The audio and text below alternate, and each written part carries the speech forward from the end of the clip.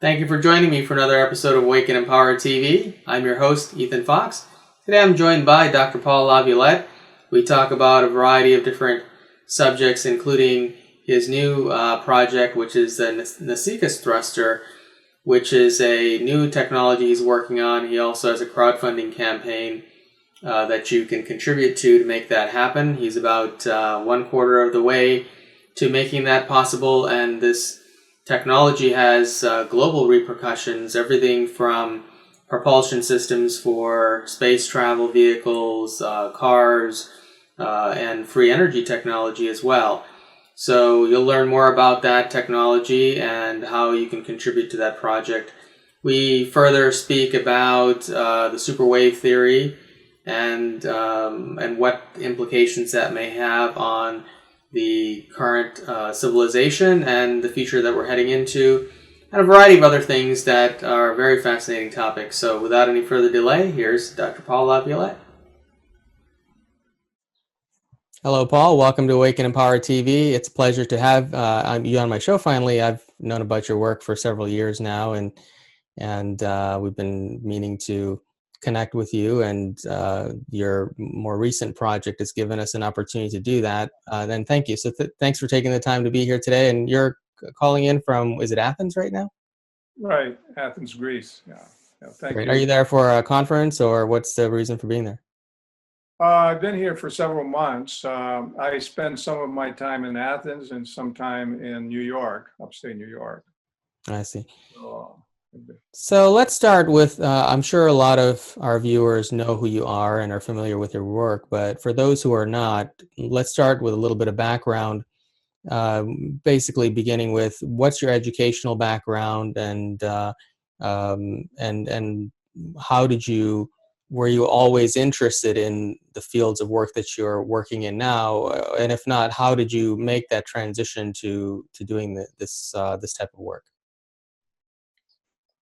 Well, I'm sort of a generalist. I've done work in many fields: physics, astronomy, climatology, psychology, systems theory. What else? Even ancient mythology. And my background in university work, I have a BA in physics from Johns Hopkins. I did a MBA at University of Chicago, and then did a system science PhD. System science is not that well known. It's basically looking at the phenomena in the world from the standpoint of systems. There's using systems concepts to interpret the world, basically. And I was actually, before I went into the PhD program, I was developing my own systems theory. I didn't know there was such a thing as general system theory. And just philosophically, I was led to that because things we were taught in school didn't seem to hang together. It's like we're giving these bits and pieces, and we're not given the big overview of how everything fits together.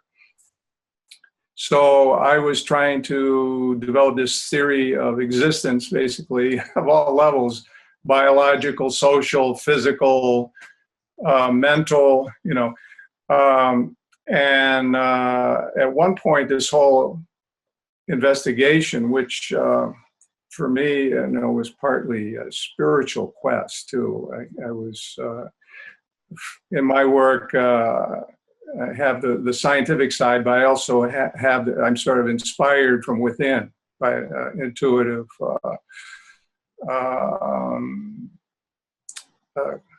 sort of following my intuition, and do read a lot of like Eastern mysticism. I was reading way back. Had an long-time interest in paranormal phenomena. In other words, things that are out of the box, those things would interest me. That things that maybe physics has trouble explaining. I've always been interested in space travel ever since I was a young tyke, interested in science fiction movies. Now I find working on space propulsion with this Professor Nassikas. Of course, before that, I was researching advanced space propulsion technologies. I published a book in 2008 called Secrets of Anti-Gravity Propulsion. And the first 4 chapters or so are sort of factuals, giving a lot of facts that a lot of people aren't aware of, supported by journal articles and articles like one paper I got from Wright-Patterson Air Force Base, which was talking about a major program in the 50s where they were getting aircraft companies to start doing research in a new field called electrogravitics, which is more like UFO type technology, basically. And that was going quite strong through the 50s. And then suddenly around 1958, 59, there was a news blackout on it. Everyone was told they couldn't talk about it any longer. And a lot of people have forgotten, or now the new generation doesn't even know about it, probably, unless they've been reading about it on the internet or have read some books about it. So it's not part of the mainstream culture right now because it was put into the black program area for reasons of secrecy, that they want to keep ahead of the other countries in aerospace. So it's kind of mind-boggling what their capabilities are. Like a fellow who was head of Skunk Works said, we now have the ability to take ET home. So he's talking there about interstellar space travel. And this was a very credible guy, made that statement before he passed away. So you believe that we have, at least our government has very advanced space technology. Exactly how advanced is it, do you think? Well, I believe we have fleets of vessels out there that are, there's basically a whole civilization out there that we have spawned. One term that's used to talk about this is a breakaway civilization. In other words, in the 50s, they were developing these things and started making quite a few of them, craft that can get off the Earth without rocket technology, very inexpensive propulsion system. So they don't have to spend, $500 million for one flight like we did for the space shuttle, just the fuel. I think it was like $500 million to get the rocket up there. They can have reusable craft working on electrogravitics or some form of advanced propulsion system. And they could be mining asteroids. They could have bases on different planets, the moon, the backside of the moon. And we hear stories from whistleblowers about this sort of thing going on. And to somebody that doesn't know about this technology, it sounds unbelievable. But when you really get into it and see that we were actually developing this, and there's the evidence that it was happening in the 50s. People have duplicated some of the work that Townsend Brown was doing. So it shows it was a real thing going on. Brown himself, he would have been today like Einstein. Back then, in the early 50s, I think he had submitted a report to the Navy called Project Winter Haven. And he admitted in there's one line, if you read it, he's saying that he is not able to publish papers on this technology is developed for reasons of secrecy. He had published only one paper in his life in a journal, and that was in something equivalent to Popular Science. It was called Popular Science and Invention magazine, it was called. which is not in print any longer. But at least he was able to get a lot of his ideas out there in that.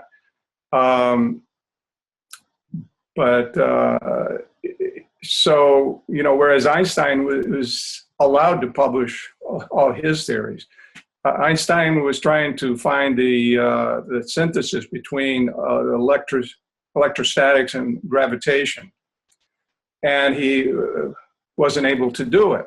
This was something that tortured him all his life.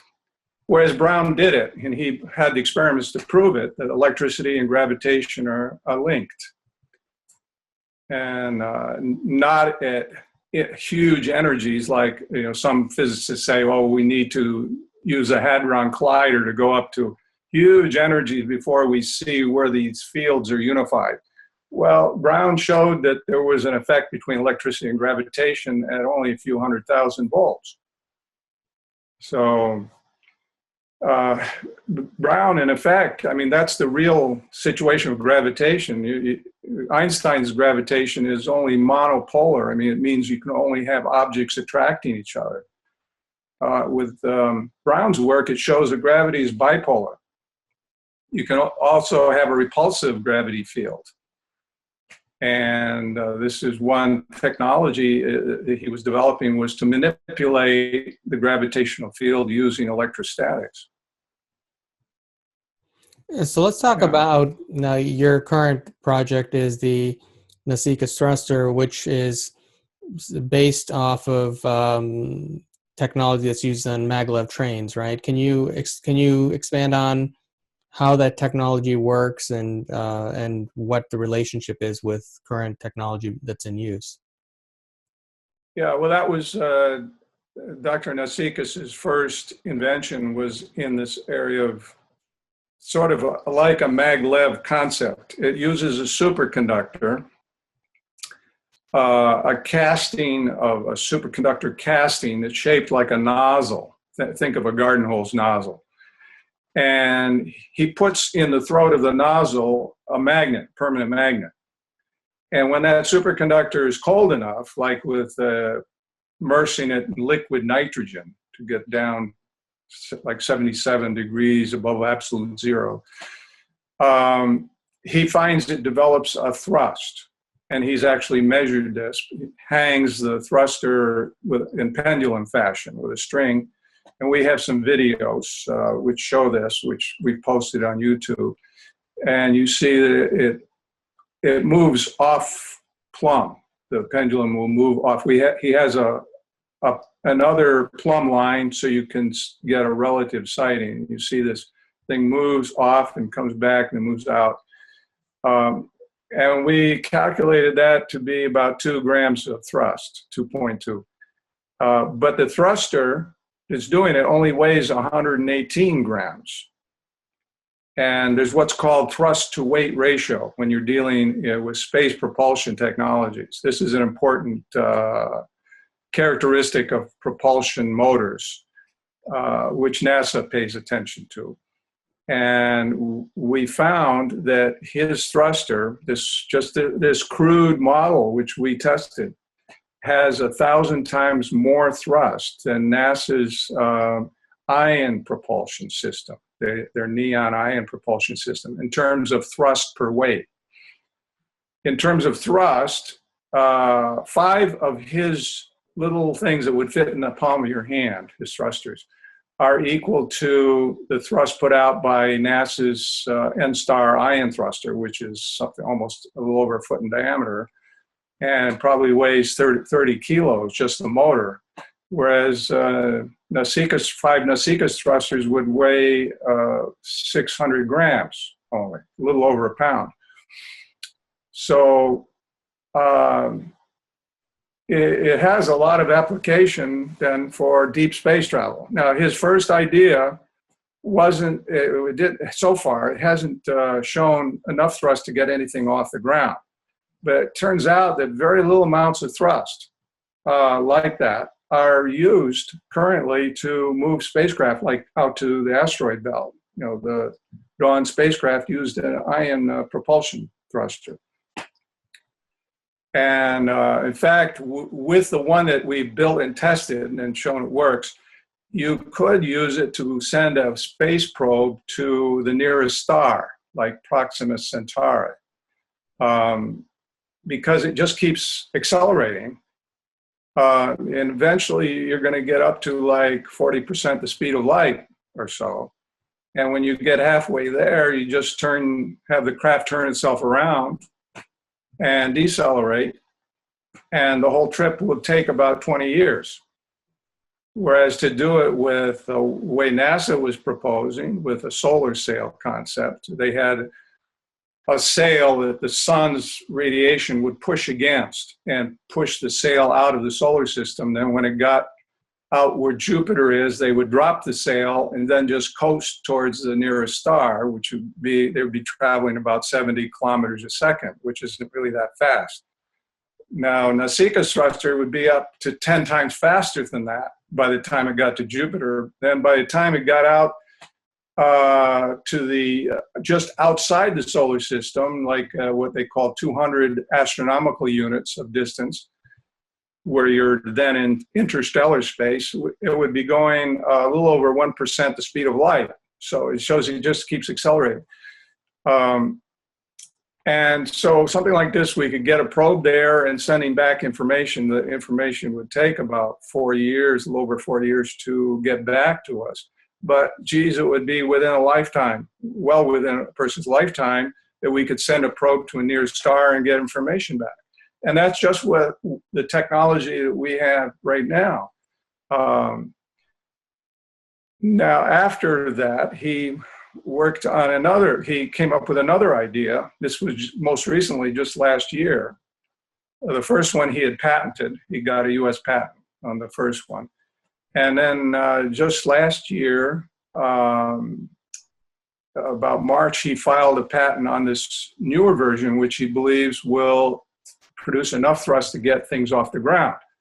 The calculations indicate that. And this version, I can explain how the first one works later if you would like me to, but just to go to the second version. So what it is basically is a superconducting coil. Now with a superconducting coil, you put energy in the beginning to get the current flowing. But once the current's flowing, it flows forever because it has essentially zero resistance.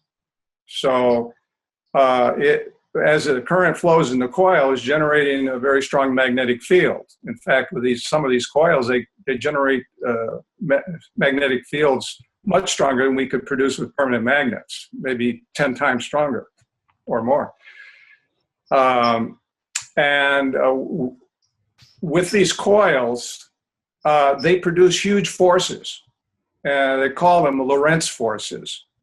It's the same force that is used to drive a motor, electric motor. When you put current through the windings of the motor coils, it's got there some permanent magnets, and the interaction of the magnetic field with the current causes the motor to turn. That's Lorentz force does that.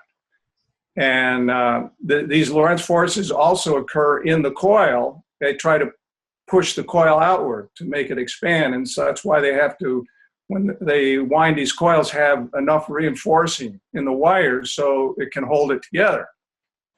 So what Dr. Nasikas realized is if instead of making the coil cylindrical like they always have been doing, if you just make it slightly conical, this Lorentz force then will be going outward perpendicular to the surface of the coil. And then if you do a vector analysis on that, you will find that there'll be an uncanceled resultant vector directed towards the, along the axis of the coil, towards the narrow end, that will be able to propel the coil as a whole in space, displace it.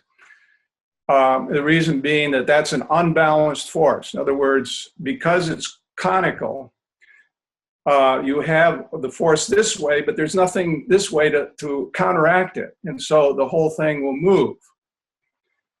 And this is on the understanding the magnetic field in this interaction is relative to the space around the coil. It's not really attached to the coil. So that means that this can move. And we've had calculations done on the coil we're building, which is sort of a simple prototype. It could be made with more windings to be a commercial type of coil, but we're making it with fewer windings just to do the test. And even this coil, according to the calculations, it should produce about 66 kilos, about 150 pounds of force. And it weighs only about, well, with the liquid nitrogen container that it would be in, would weigh maybe 9 pounds. So if you look at the thrust it's producing compared to the weight, the thrust to weight ratio, it ends up being 9 times greater than the space shuttle main engine, which there the thrust to weight ratio is just 1.5. It's just enough to get the thing off the ground. And liquid fuel rockets, the most they have is maybe 2 or 3. Now, so here we're at 9. And that's with a primitive test version. We could design it for greater thrust. Now, the nice thing is it doesn't take any power to run it, except when you first energize the coil. Just like his first version, it runs with a permanent magnet, so you're not putting any energy in to get this thing to go, which is why it's so ideal for interstellar travel. You don't need you would have a power source along for telemetry and to do the navigation and be able to maneuver the spacecraft around. But for actually propulsion, you don't need anything. So this second version, if it works, it would completely revolutionize our life. Something that I understand you're investigating technologies that they're game changers for humanity. It would make possible aircraft that could fly across the Earth in maybe an hour. Very inexpensively, because you have no fuel costs, essentially. They could take off vertically and go into the upper atmosphere, even above the atmosphere, stratosphere, where they could travel very quickly. And then just come down at the airport from space, basically.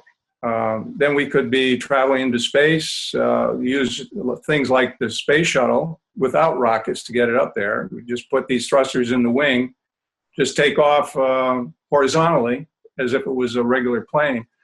Once it's in space, you could go then to Mars if you wanted to in a matter of days. It doesn't take 9 months like they're thinking of.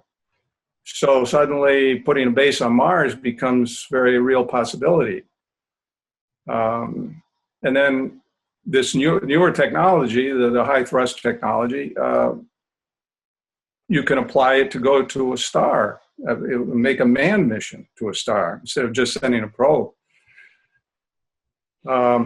Then other applications would be like you have your own vehicle. It could take off, be airborne. So skateboards, like in Back to the Future. Cruise ships, like in The Fifth Element. And energy generators. You put 4 of these on a shaft to turn the shaft, and you're generating electricity that's pollution-free, because you don't need energy. But where is the energy coming from? Well, you can say it's coming from space-time or from the ether, whatever your concept is. A lot of physicists will agree that there's a huge amount of energy below the physical level where we can't see. And the idea that Nasikas come up with is basically a way to tap into that energy.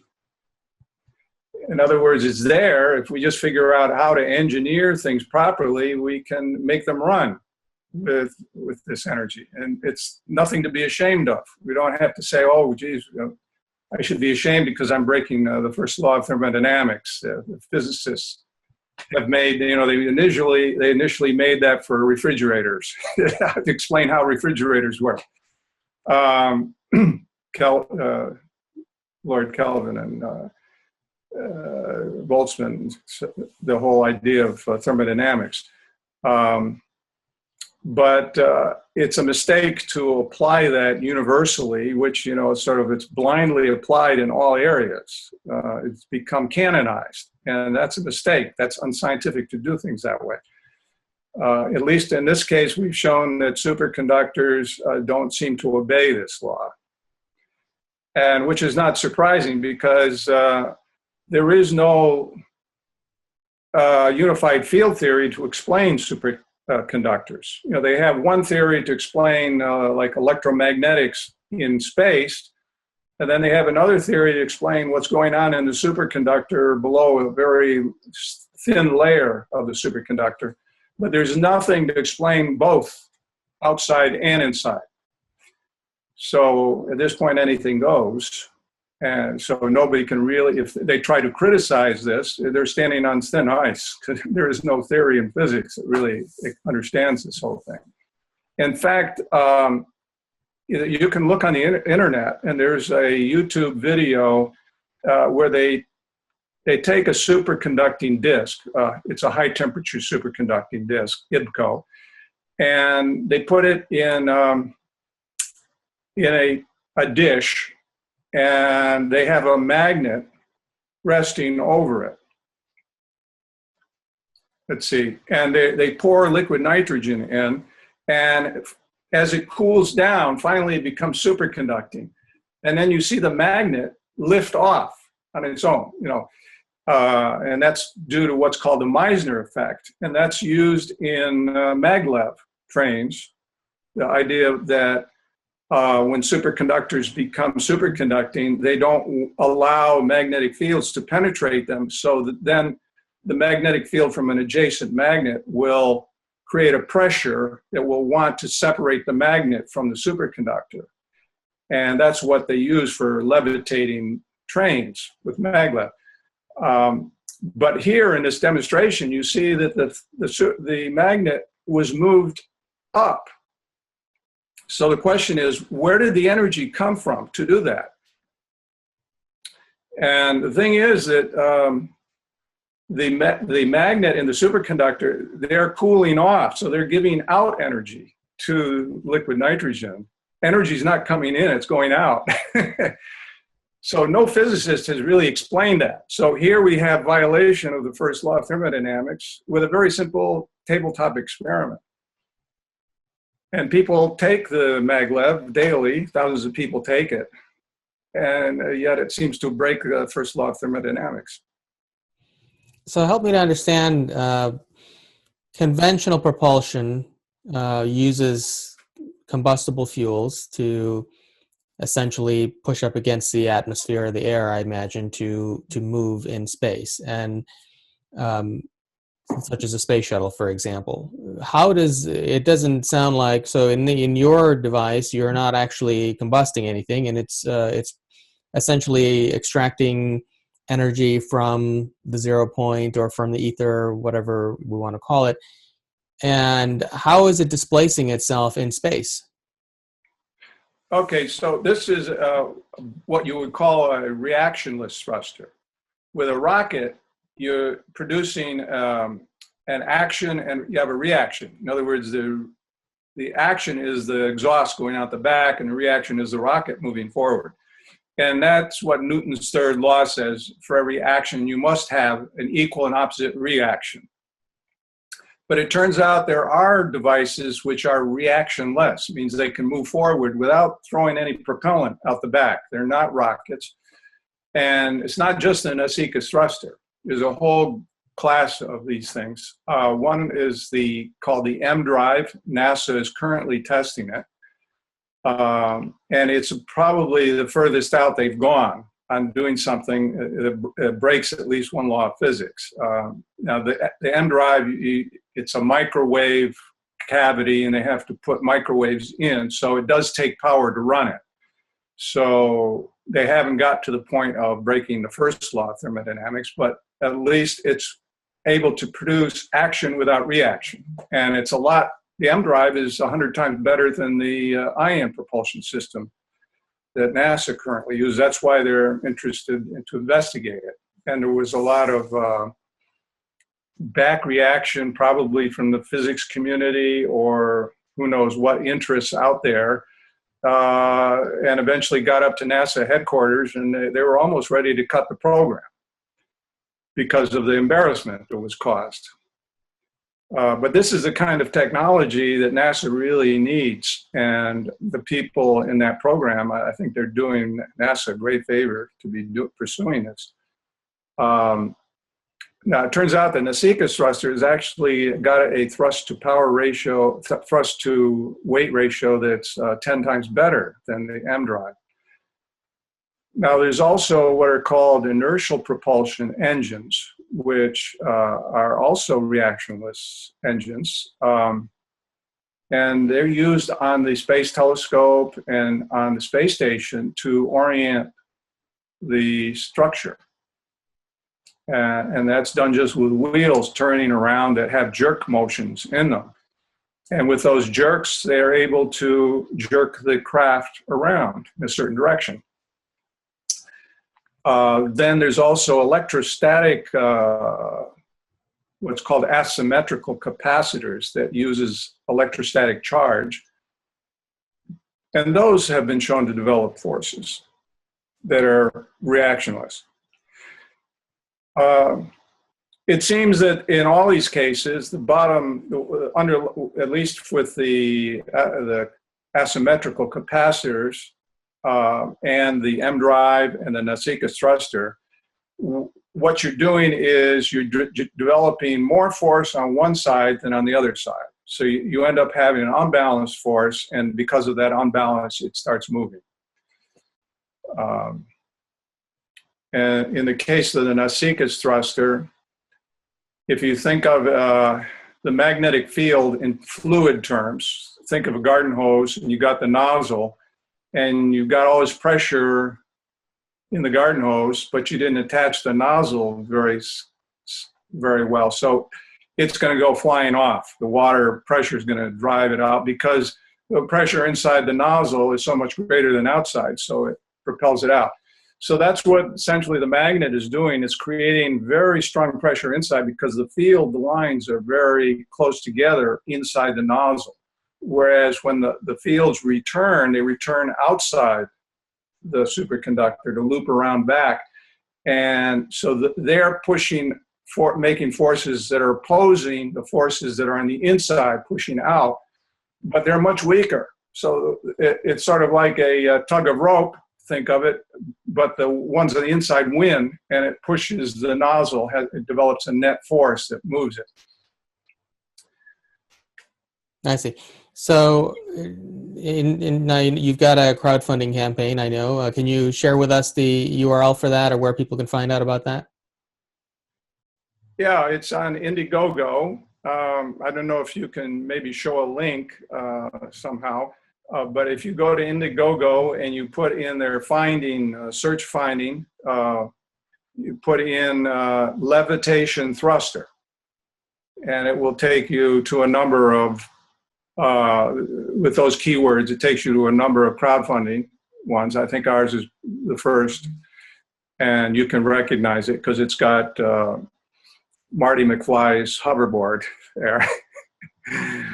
Which could be a possibility. They were predicting that 2015 we would have these, so who knows? Maybe they were not far off. So with this crowdfunding campaign, as people contribute to it, what exactly is going to be the result of it, and at what point, from the moment that you have the full funding, which is just over $30,000 from what I understand, Right. How long will it take you to build this, and when can we actually see some physical manifestations of some of the types of technologies you shared earlier on? I don't know how long it will take the company to make the coil, but I would say at least a couple months. And then they would have to schedule it because I'm sure they've got other projects going on. this is a major company that's made superconducting coils for big projects like the Hadron Collider, things like this. And so most of all the money essentially would go to pay them. There's nothing we would keep, unless, of course, we go over our limit and get more than we asked for. So the 32,000 will also include not only building, but also testing it in liquid nitrogen. And then if the liquid nitrogen test works, we would like to do another test, which is another 8,000 or 9,000, which we would need more than the 32,000 to do that. Because at liquid helium, that would be a liquid helium test we would like to do. The thrust is predicted to be much larger, so it would be interesting to see how it behaves at that lower temperature.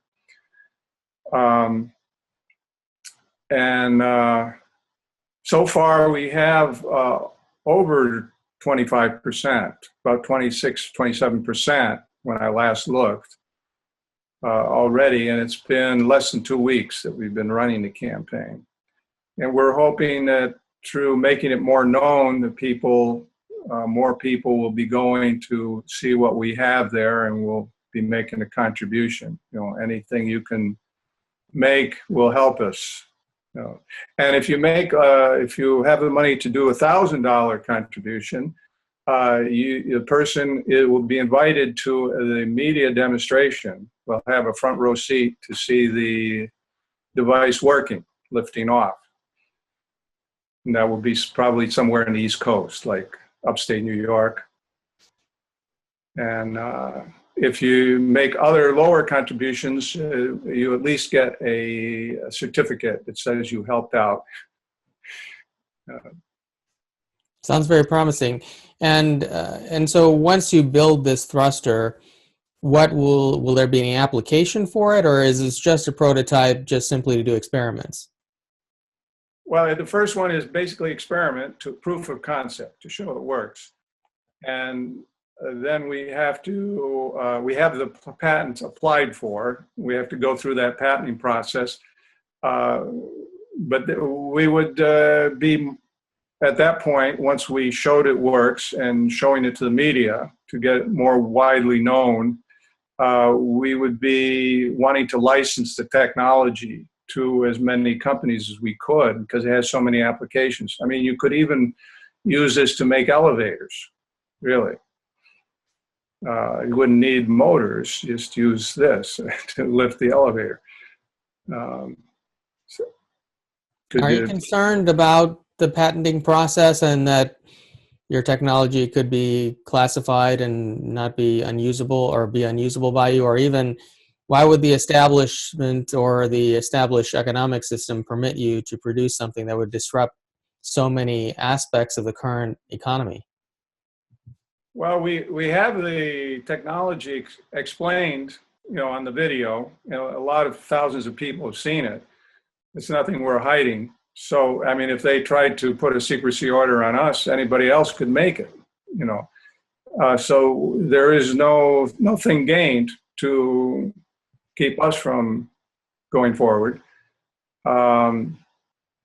Besides, this is difficult to do because there's a lot of countries that would like to use something like this instead of using it for military use. Maybe in the U.S., they would like to classify it.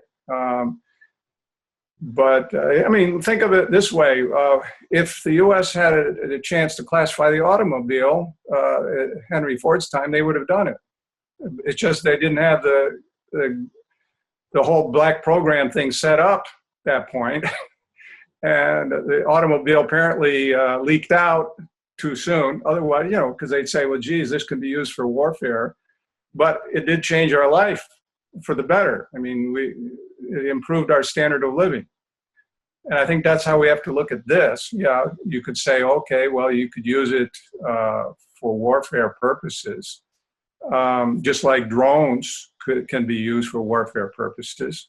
But they can be controlled. They can be licensed. You should be having a flying permit if you own something like this. You should be registered. So, all this thing, it's just, it takes technology one step further. It just makes things more inexpensive, you know. So the other thing, there's some countries like Luxembourg, they're really pushing for space travel. They want to go mine asteroids and bring the rare elements back to Earth and develop a business based on that. So I think they would be interested. Greece, I mean, they're in huge debt here. Some industry like this would help them get out of debt. They wouldn't have any reason to suppress that sort of thing here. Now, there are other scientists around the world who are claiming to have developed, and I'm not saying the exact type of technology, but space travel technology or free energy devices, such as Kesh, for example. I'm sure you're familiar with his work. Does this, and yet a lot of them have been making claims for many years that their technology is viable, and yet I've not really seen anything. What makes your project different, and that you believe once you get this funding, you'll be able to produce something that we as individuals out in the world will be able to experience and be a part of the experience, and so that it's not so that it's disclosed to the public, I guess. Yeah, well, we have the first version, the low thrust version, which we've shown it works. And the high thrust version works in a similar fashion. Even though in the high thrust version, you're generating Lorentz forces, and the low thrust version, you're developing Meissner effect forces. Still, the forces in both cases are because you have the interaction of a magnetic field with currents. Now, in the low thrust version, those currents are inside the superconductor. You don't see them. They're spontaneously generated. They're called supercurrents. So when you bring a magnet near the superconductor, it's just generating supercurrents inside that are creating a magnetic field that opposes the external field and prevents it from wanting to enter. With his other version, you have the currents in the coil itself, and the coil is generating, in this case, the magnetic field, which then the magnetic field in turn affects the current that's producing it. You see, it's sort of a looping effect. This is all standard physics. Every coil designer knows about these Lorentz forces. And then you say, okay, what happens when you make it conical instead of cylindrical? And it's basically simple vector analysis that any high school student can do. If you have a vector this way, it's resolved into one this way, perpendicular to the axis of the coil, and another one this way, parallel to the axis of the coil. This one that's perpendicular, it's going to cancel out. And just create an expansive stress on the coil. The other one, it's going to be uncounteracted, and it's going to lift your coil. So we're just using standard physics, and we're just ignoring the fact that it violates Newton's third law. Because we've seen it violated before so many times. It's sort of like, why let it bother you anymore? Here's another example where you can create a architecture that can take advantage of the architecture to create propulsion. Sounds like a lot of your theories and work really go against conventional physics understanding that's taught in a lot of universities. Such as even subquantum kinetics. Can you talk about those concepts a little bit? Yeah, I've been developing alternative physics called subquantum kinetics for 30 years or more. And, in the beginning, I was saying, well, this is a very interesting theory. It seems to predict how particles can form out of the ether or in space. And it ended up making various predictions. And I thought, well, like one of the predictions was light would have to lose energy if it was out in space, interstellar space. And I said, well, we do know there is what's called the cosmological redshift. What if the light from distant galaxies, it was made red, not because the galaxy was moving away, but because the light was losing energy. It's traveling towards it. So this was a prediction I could test. This was one of the first predictions I tested. And it turned out that on the data, the actual data, there was actually a name for this type of model. It's called tired light model. It was actually proposed by some of Hubble's friends back then. In fact, it was published in the same journal that Hubble published about his redshift distance relationship. And it turns out that tired light model prediction fit the data better than the expanding universe prediction that all the cosmologists are holding to. And it made a better fit on 4 different cosmology tests. And a nice thing about showing the test, doing the comparison on 4 tests, is that if you try to adjust your model to make it fit the data, like all the Big Bang theorists, that's what they do. They're great model adjusters. If you do that on one test, your model is going to go further away from the data on the other test. It's like a Chinese handcuff.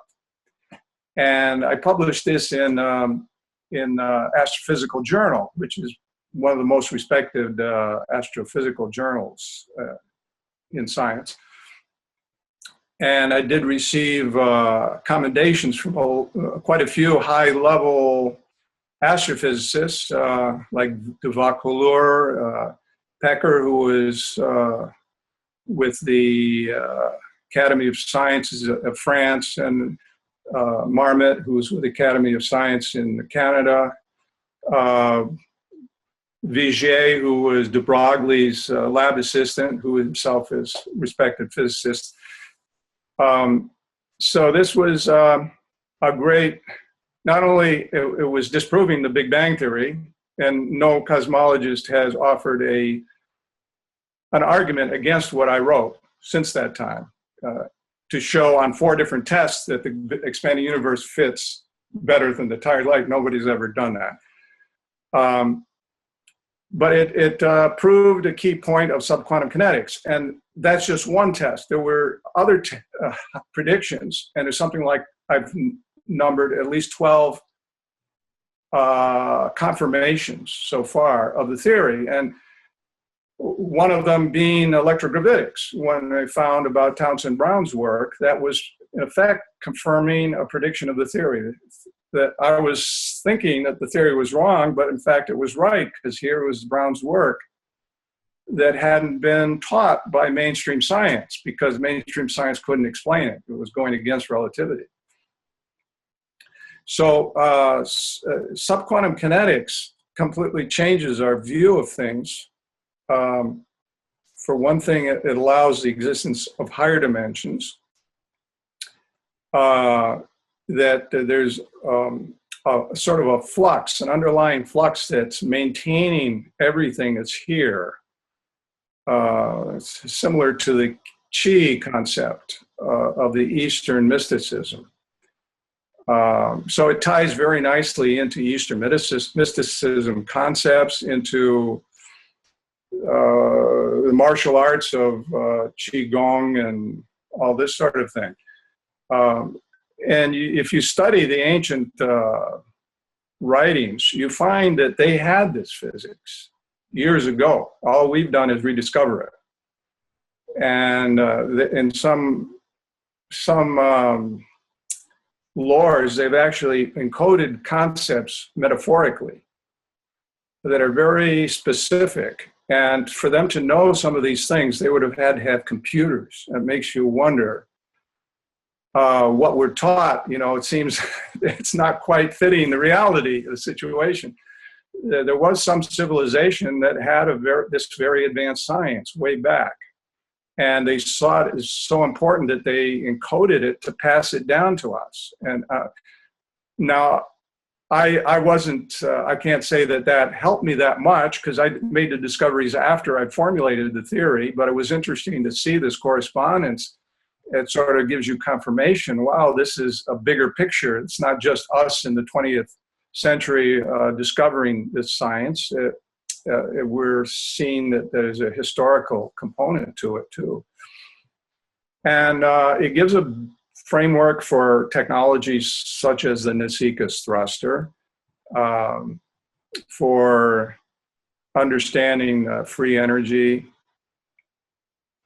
It changes your whole concept of the universe no longer expanding, which maybe will bring relief to some people. Maybe other people will feel uncomfortable, but there's so much evidence against the universe expanding. You know, I go into this in my book, in Subquantum Kinetics. It's a book I've written, also in Genesis of the Cosmos. And then the question is, how did the universe become created if there wasn't a Big Bang? And the theory has an answer for that too, because it allows for materialization. It's a continuous creation that's going on in space, even as we speak now.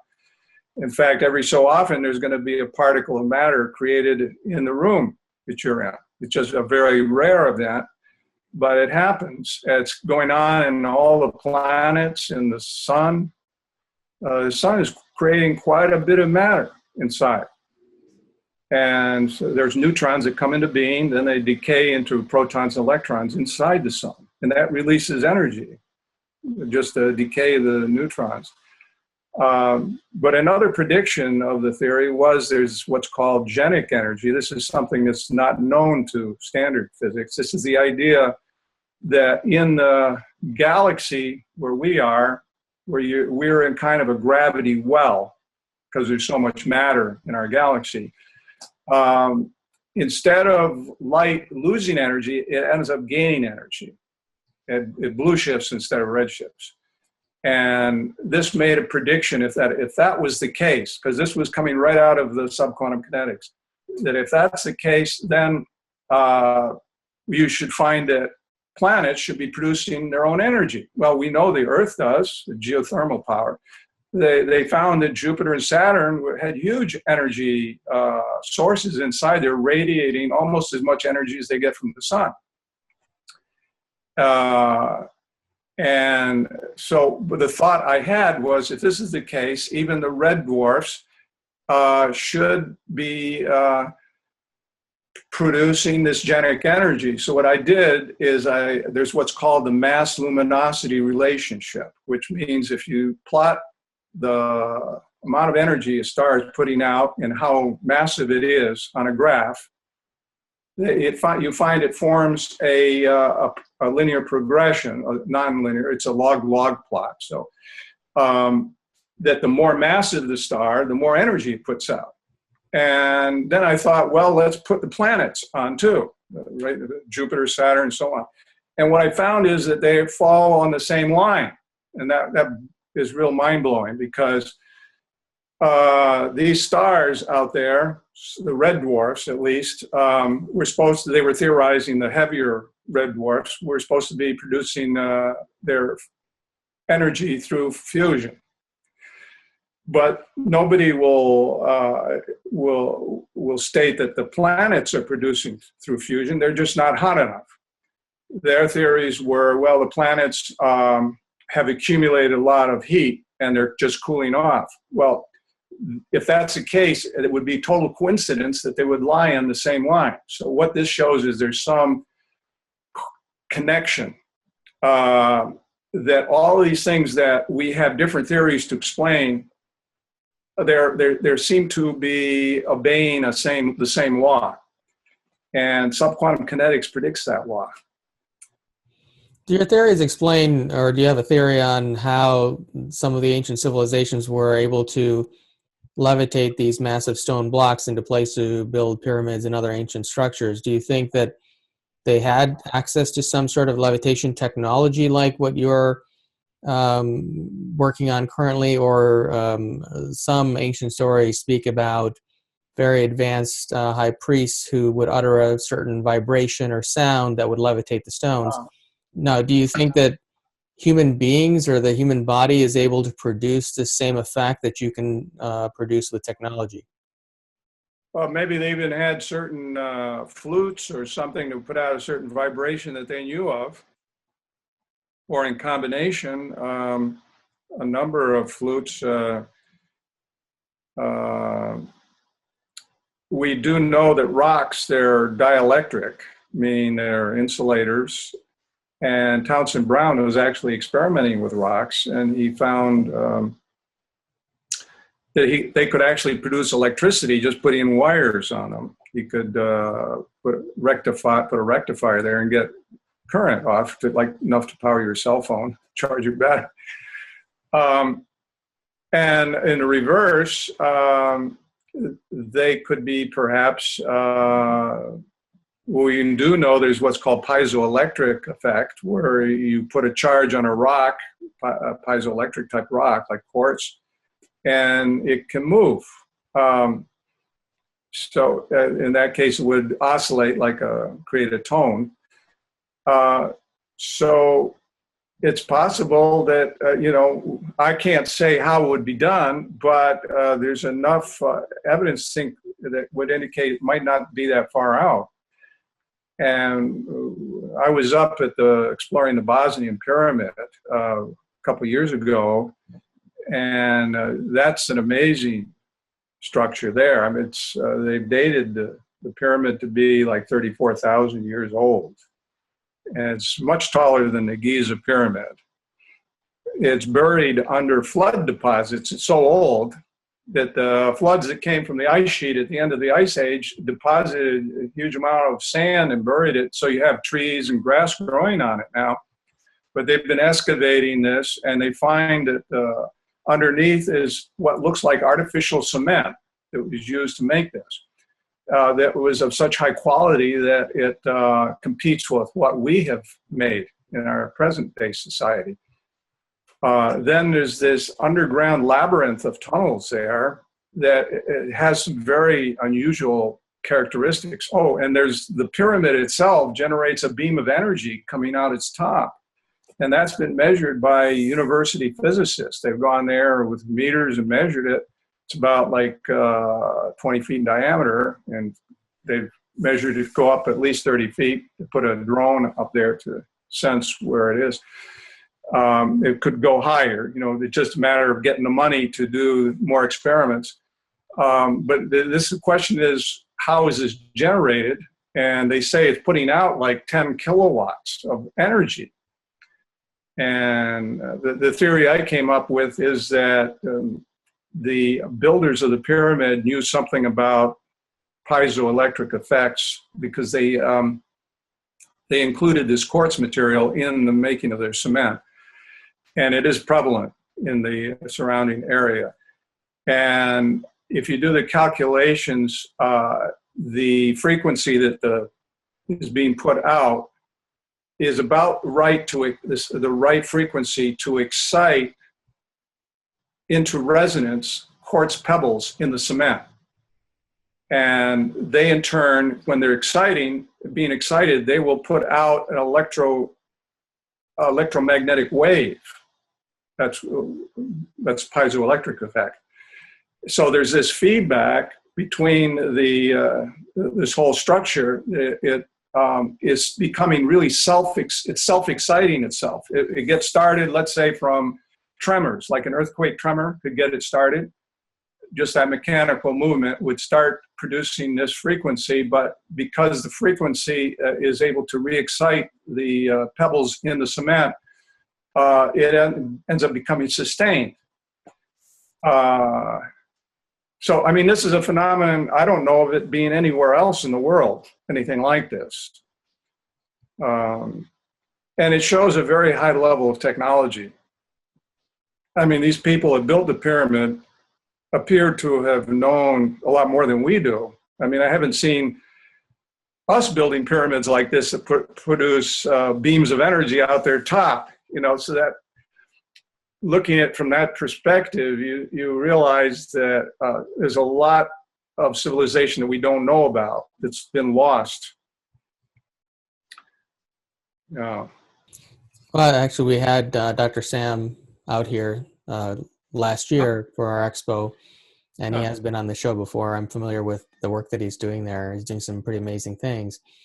Now, in ancient times, It seems from a lot of the people I've had on my show and at our events that in ancient times, language was not necessarily, or it appears that language was not spoken as we are speaking now to communicate. And a lot of ancient languages, such as Sanskrit, appear to have been used for higher spiritual purposes or for the energy or the vibration of the sound to produce a certain spiritual or multidimensional effect. Do you have any theories on that, or do you know if there's any science to back that up? Well, it's something I've heard, but I haven't really gotten into the linguistic aspect. There are these writings they found in the Bosnian tunnels there under the pyramid or beside the pyramid. And so they have a lot of artifacts with these hieroglyphic writings that in some ways it could be resembling some of the hieroglyphic writings you find in the Aboriginal Indian caves, which can go back 40,000 years there. Also, I heard from somebody that was up in Croatia, I believe, that was claiming that they have knowledge of an ancient language in their own culture that goes back, that bears a lot of resemblance to some of these writings. There's a lot of work to be done on deciphering all this. But, you know, it's difficult, what you're saying, because the culture who was doing that would have, you know, if they were able to communicate through sound, that's difficult to recreate now once the culture is lost, I think. Maybe somebody will be able to reassemble it, maybe do through remote viewing or something. We go back to the past, you know. Well, let's change subjects and talk a little about your work in the Superwave Theory. And can you give us just an overview of what that theory entails and what scientific backing you have or research you've done to confirm the validity of it? Well, that's what I did my PhD work on when I was in the system science program. I initially gone to the system science program to work on my subquantum kinetics theory. And in the middle of all that, I was finding subquantum kinetics concepts encoded in the tarot for all things, in the first 11 arcana of the tarot. And then there was a connection between the tarot and the zodiac. A lot of esoteric teachers speak of connections between the two systems. So I started looking then at the zodiac, and I found that there too the concepts were encoded, except they weren't in the right order. It was like what I had stumbled upon is a cryptogram, because in a cryptogram you have, it's like a puzzle, and you have to decipher the puzzle. In this case, put the signs in the right order. And when you do that, you find that the polarities, which is the plus and minus, the masculine, feminine, again line up with a regular pattern. Just initially they have plus, minus, but when you reorder them, again, it's plus, minus, which makes you wonder, you know, how many combinations. There's a lot of combinations you could do that wouldn't do that, you know. The other thing is there's what's called the qualities, whether it's cardinal, fixed, or mutable. And after you reorder them properly to show this physics of creation, basically, the qualities end up forming a new pattern, again, a regular pattern. So it's sort of like what's called the cipher and check mechanism with a field called anti-cryptography. It's an example when you're, let's say, sending a time capsule message out, or a message to another civilization in another galaxy, like we did with the Pioneer message. The message that Carl Sagan and Frank Drake designed on the spacecraft.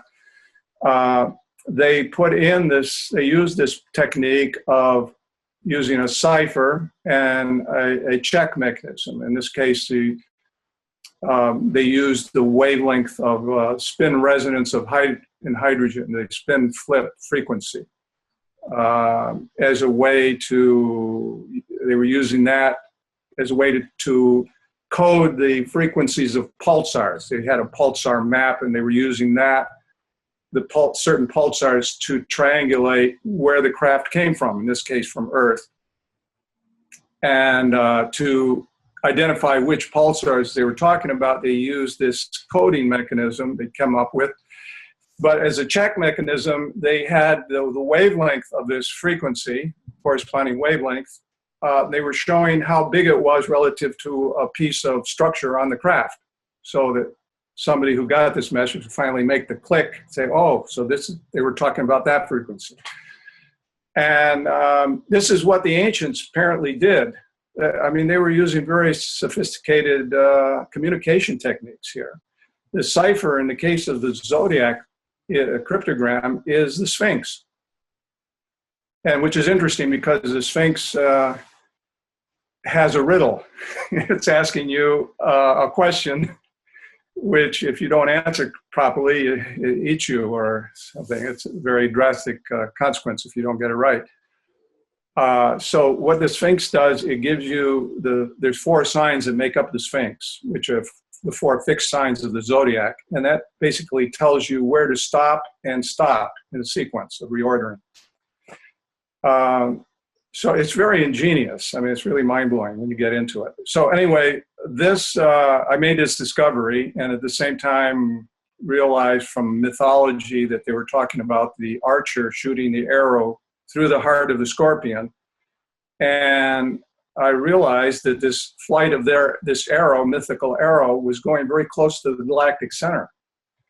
And here was a physics in the zodiac, which is basically set out in the heavens. You know, these are actual star constellations in the sky. So here they're talking about the creation of the universe, how matter came into being. And right where the center of our galaxy is, they have this arrow. And in fact, the center of the galaxy, and they're beginning to realize, even astronomers are starting to realize that they call them black holes. Subquantum Kinetics doesn't believe in black holes. They're what are called mother stars, basically a star that is very massive and very energetic. And it can't collapse because of genetic energy and a lot of other reasons. But it ends up that the centers of galaxies are the main producers of matter in the galaxy.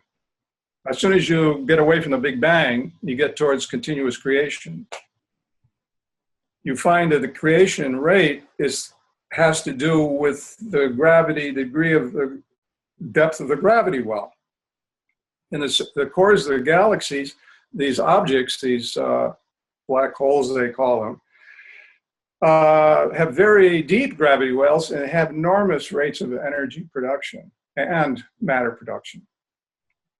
And eventually they become unstable and they explode. And these are what we call galactic core explosions. And it seemed to me that they were, with this arrow, pointing out a time that the core of our galaxy had exploded. Now, all this sounds very hypothetical and everything. Well, this is just how I got the idea, you know. So this was where I began my research, you know, because the arrow was not going through the heart of the scorpion. It's because that star had moved over the thousands of years since that myth was created.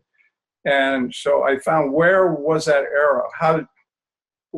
At what time would that arrow been directed towards the heart of the scorpion? It's like an indicator. I mean, they used this was incredible genius, because they picked a star that was going very quickly, had a parallax, was moving quite fast, to be able to show this as an indicator.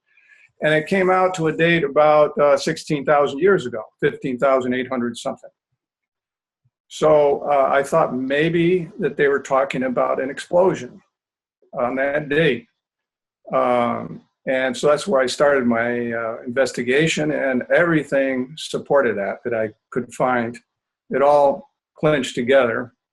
I even did some polar tests of polar ice core analysis, because I was theorizing if you had cosmic rays from the center of the galaxy. This, by the way, I called these outbursts, I call them superwaves, because they would go out radially in all directions, not just from the poles, like they talk about jets coming out from galaxies. This comes out in all directions, and there's so much evidence to show that this is the way it happens. It's not just directed as a jet, they're coming out in all directions. And you're not only having cosmic rays, but not only just cosmic ray electrons, but cosmic ray protons, but also they're generating electromagnetic energy like gamma rays, X-rays, all this on their flight, and they're traveling at essentially the speed of light. And so you can't see this thing coming. It's when it arrives, it's when you see it. You see, the standard theory of core explosions, they believe that the magnetic fields around the core of the galaxy are going to somehow scramble these particles and tangle them up, and the whole thing moves out at in a very slow fashion. But the evidence that you find, there's a lot of evidence, which I found for my dissertation. It shows that these particles travel rectilinearly, and that they are in effect able to overpower the magnetic field in the galaxy and burrow through it. And so they come high speed, essentially the speed of light. And when you see the flash, the galactic center, that's when the superwave is here. And that's why it's a sort of a dangerous phenomenon, because there's no way to really know when it's coming, unless maybe ETs have some inside information they're willing to share, and maybe our governments haven't shared when will be the next event. But you can look at the record in the ice sheet, which is what I did. And there's what's called beryllium-10, which is produced by cosmic rays hitting the Earth's atmosphere. And we do see these peaks so often.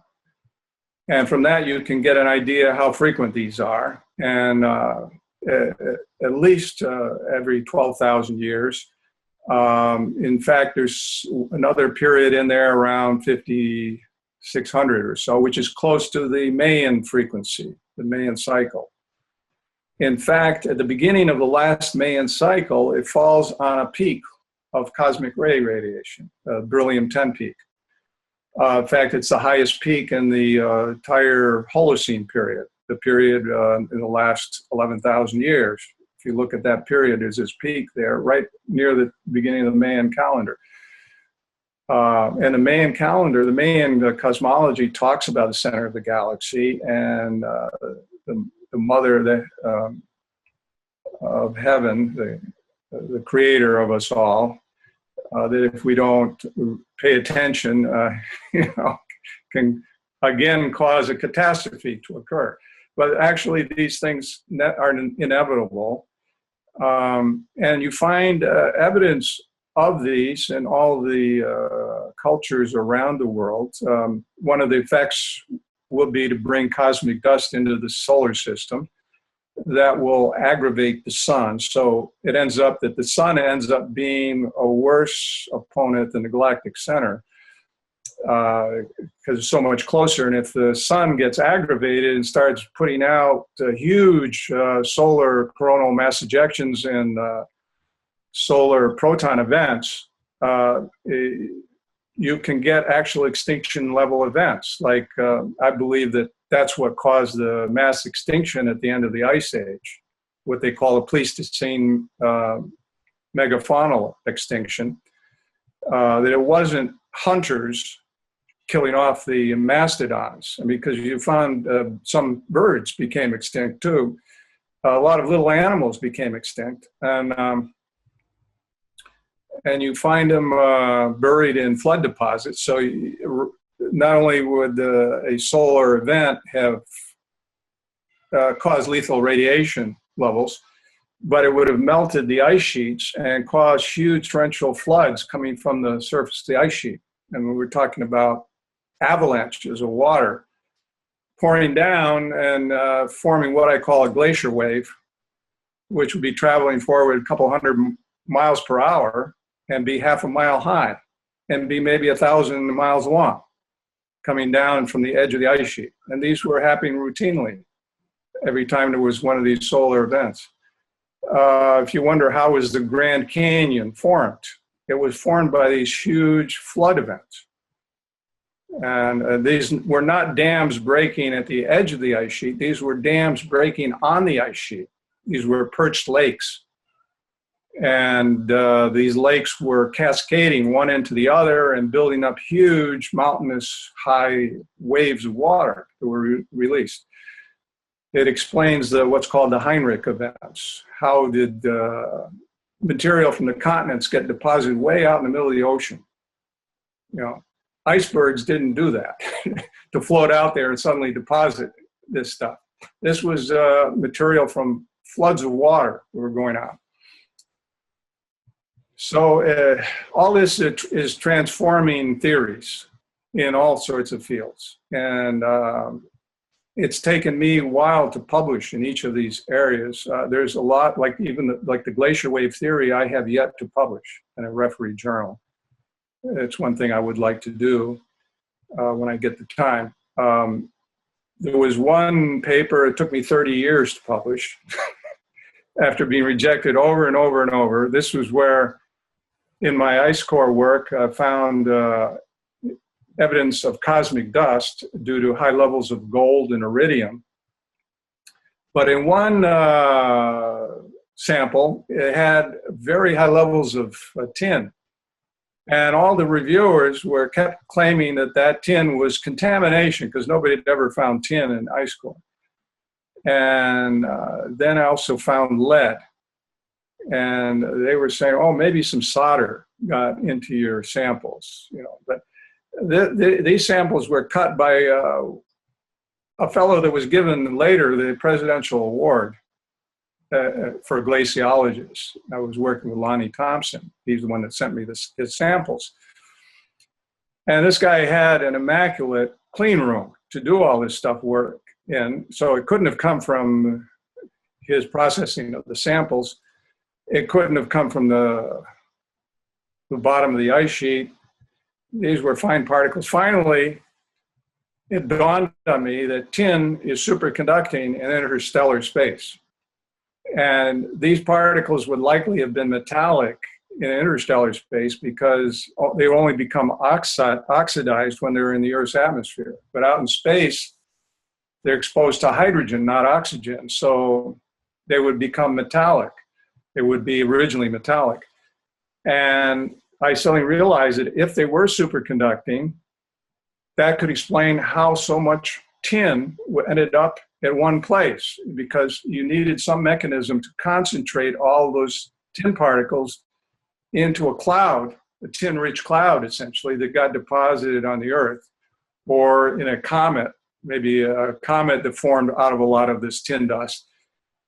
And this was a mechanism through the Meissner effect, the same effect that levitates the Nasikas Thruster. If you have magnetic fields moving through space and you have superconducting tin particles, they're going to get swept up. The same with lead. Lead particles are also superconducting. And you found a lot of lead in this. In fact, I found that the ratio of the tin to the lead was the same that they find in interstellar space, not in the solar system. So this all kind of clinched. Finally, with all this evidence, plus the fact I'd done isotope tests on the tin, and it showed it had what's called an isotopic anomaly, which you only find in cosmic material, not on stuff coming from the Earth. So there's no way this tin came from the Earth, this contamination. With all this evidence, finally, they published it. But it took 30 years. So it sounds like if the cycle is about every 12 to 16,000 years, we're about due for another one. And it's a lot of things you're describing seem to speak to some ancient myths, such as the Great Flood myth. And about 12,000 years ago, we did have a huge loss of advanced civilizations and really the restarting of society. So are you envisioning some kind of an event in our present time? And do you think this is an extinction level event, or something that may be more gradual, that may just cause an evolution in the various species on Earth? Well, the next event might not be extinction level. You have different intensities of these superwaves. If you look at the record of events in the ice record, they found also carbon-14 spikes that they realized were not produced by the sun. They had to be produced by some event out in space, and superwave fits that. Those events were only lasting 1 or 2 years, which is nice because of the brevity. Because some of these superwave events could last hundreds of years. When you get into high levels of cosmic radiation for hundreds of years, it gets pretty impressive to live in society for that long, whereas 1 or 2 years you could probably manage. The worst event to occur during the last glacial cycle occurred about 40,000 years ago. And you find that Neanderthal man became extinct at that time, which is very interesting. And it's the only major geomagnetic reversal to occur. There was a period of 400 years where the Earth's pole was completely reversed at that time. And right there is where you see the extinction of Neanderthal man occurring.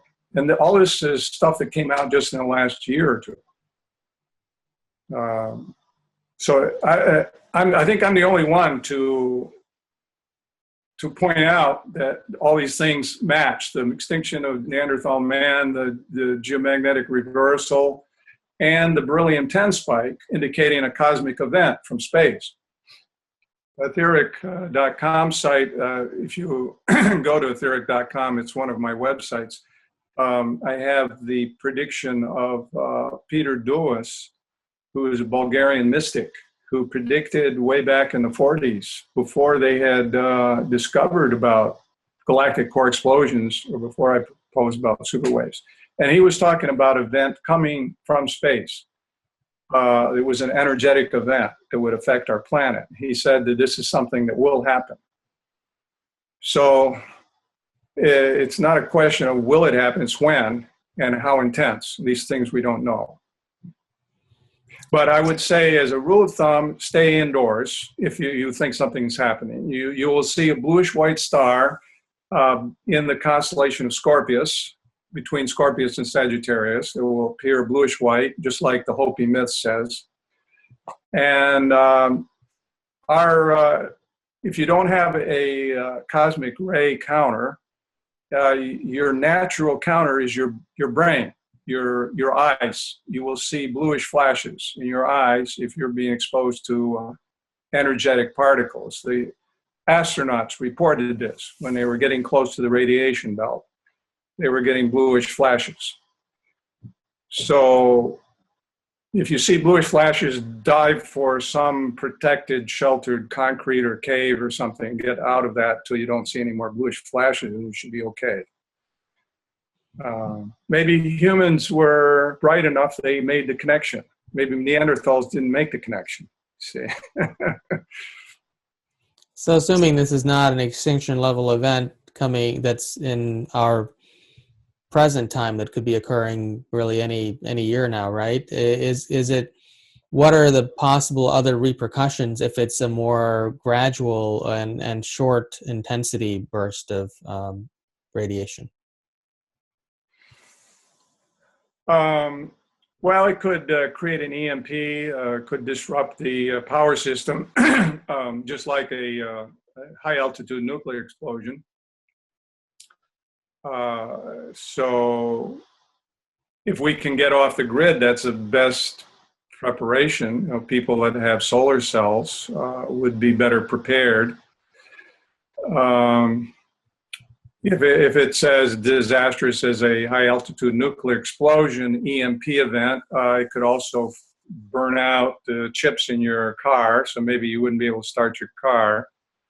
We may be propelled back to the horse and buggy days. So this is something that even the National Academy of Sciences talks about, that we should be ready for an event from the sun. They call it like a Carrington event. That if the Carrington event had happened present day, it could have knocked us back to the horse and buggy days. But it happened in the horse and buggy days. So in those days, they didn't have electrical power lines and radios and so on. So what would be the consequences of that? Well, you wouldn't be able to pump gas because your power would be out. Then how do you get food to the stores? So there's implications for society survival, for food. Your best bet is to head for the country, raise your own food as best you can, learn how to live off of natural things that are growing. Maybe take up archery or something.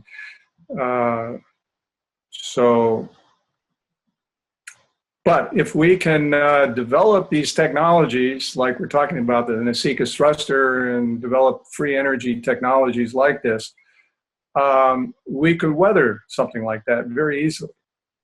So I think, we shouldn't waste time to have these, because it's a decentralized power source. It's not dependent on fuel. It taps into the energy available everywhere. So like fuel systems will crash because there's no way to get the fuel from one place to another. So if you have an alternative technology that doesn't require fuel, you're ahead of the game. Are we seeing a gradual increase in solar radiation or even radiation from the center of the galaxy in present years? Maybe nothing that's catastrophic, but has there been an increase?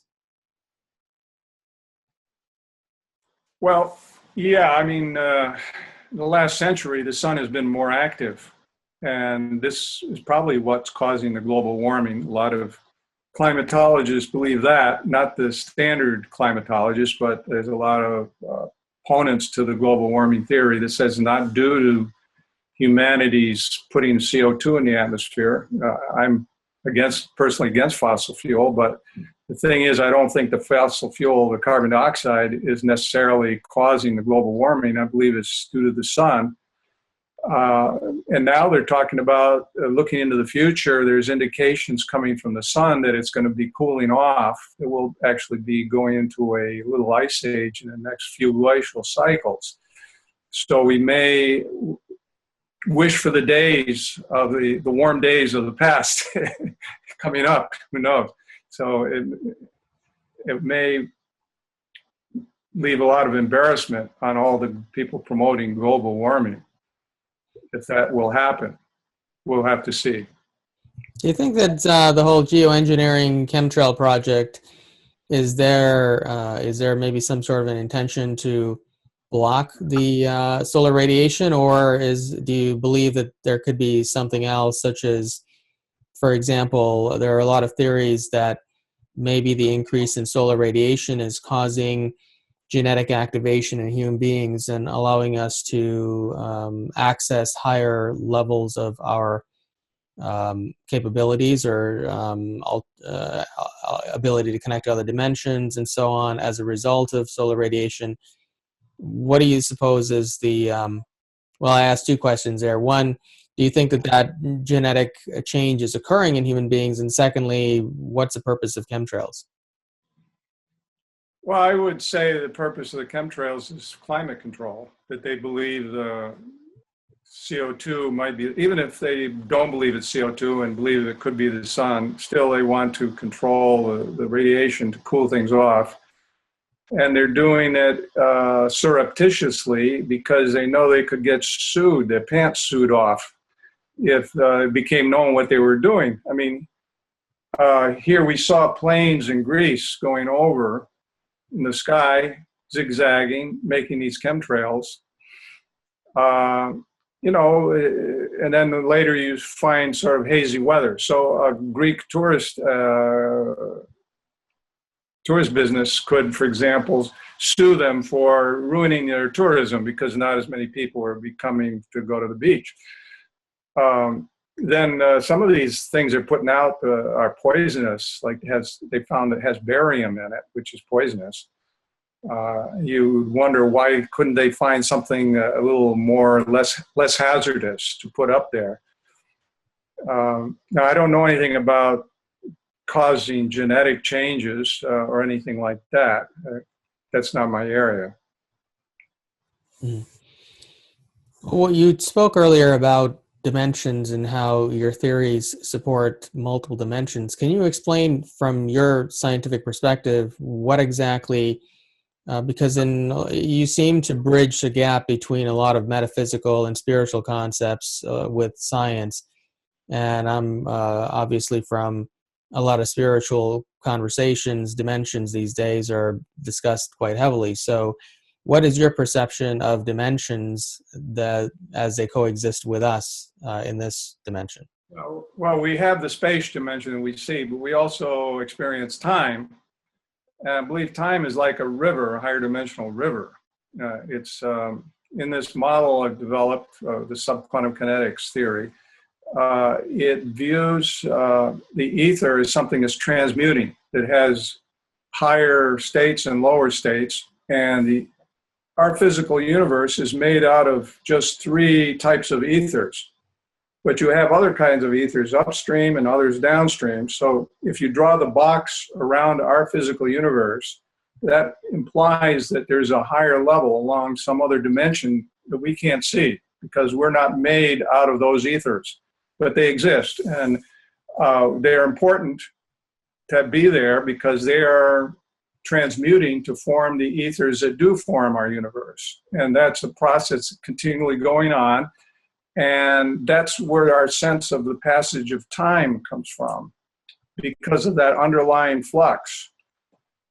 So it's sort of like using Plato's cave analogy. You've heard of Plato's cave that Plato wrote about. He was comparing our life to that we're like people in a cave sitting on a bench looking at shadows on the wall. And without knowing, there's some guy behind us doing a shadow show with light source that's projecting these shadows. And we're all fixated on these shadows. They're what we believe is the real world. But every now and then, somebody will wake up who's sitting on the bench and realize that these are just shadows. There's something more to that. And we'll turn around and see that there is something more. He's inside a cave, and there's these steps leading up to the entrance of the cave, and we'll actually walk out and see there's this whole other world out there that we hadn't been aware of because we were so fixated on the shadows. So that's sort of an analogy that here it's sort of like matrix concept. You know, we're fixated on this simulation that's going on. This the real world is sort of like ether concentrations. They're fluctuating, and but there's so much more out there that it's on another dimension level. And perhaps when we pass away and go out of our body, leave our physical body, we go to a higher awareness that's able to see greater dimensions like this and realize that there is this river of flux. So what is this? It could even be spiritual energy, for all we know. I mean, I call them etherons, just to give it a name. Maybe they're bits of spiritual energy. And maybe they're souls that are evolving on a subquantum level. And through their evolution, their quest for divine, seeking the divine perfection, this, in effect, generates our physical universe. For all we know, we're somehow part of that whole process. You know, we can only hypothesize. What we can talk about is what's here. I've written these three equations, which we have simulated on the computer, and it generates structures very similar to protons and neutrons. It gives similar depiction of what they have found using particle scattering experiments. They find that the protons and neutrons have this wave characteristic in them. And our model actually predicts that. The simulation results show that. And for this whole physics to work, you need this higher dimension concept. So Because the physics has made so many predictions that have been confirmed, I would tend to think of it as a proof of a higher dimension. And if you have one higher dimension, like time, you should have others. In fact, I believe there's infinite number of dimensions. And we're only able to see a few of them from here. But when we evolve, let's say after death, maybe we can evolve into beings who are able, from their perspective, to sense even other dimensions. And maybe not like us, aren't able to entirely explore those other dimensions, but at least know they're there. So philosophically, my philosophy, I believe existence is like the movie Never-Ending Story, where the minds of people were creating a fantasy world. If they stopped believing in the fantasy world, it would decay.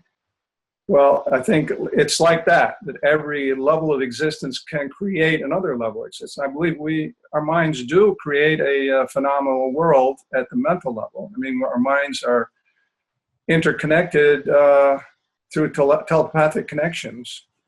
I believe that has to do with what's called quantum entanglement. And they've done experiments where they have two electrons that start at the same place and they separate them, and yet they're somehow still linked, that if they flip the spin of one electron one way, the other one flips the opposite direction. So it's like there's this cord, this invisible cord between them. And it could actually communicate information at much faster than the speed of light. So I think we're all networked on a mental subconscious level. And some of us can get tapping into that through our dreams. We find dreams can show things that happen in the future. So why is that? Maybe because the things that happen in real life are first planned ahead in our subconscious, and we're sometimes given glimpses of all that through our dreams. I've had personal experiences that led me, that explanation is the only way I can understand. Is there any sign now in a lot of spiritual conversations these days, and a lot of people I've had on my show over the years and at our expo, there's a lot of discussion taking place about the splitting of the timelines or the ascension to a fifth dimensional awareness. Do you, in terms of the concepts that you just shared right now, do you think it's possible that in an Earth experience that we could have some of the population experiencing what's spoken of as a third dimensional or a lower consciousness version of reality, while another portion of the population is experiencing a fifth dimensional consciousness? So, for example, maybe in a fifth dimensional consciousness, we have technology such as yours that's propelling our various ships and so on. But in a third dimensional reality, such things don't exist. Is that even possible in your theories? Yeah, I think that you're talking about something like what they call the rapture, maybe.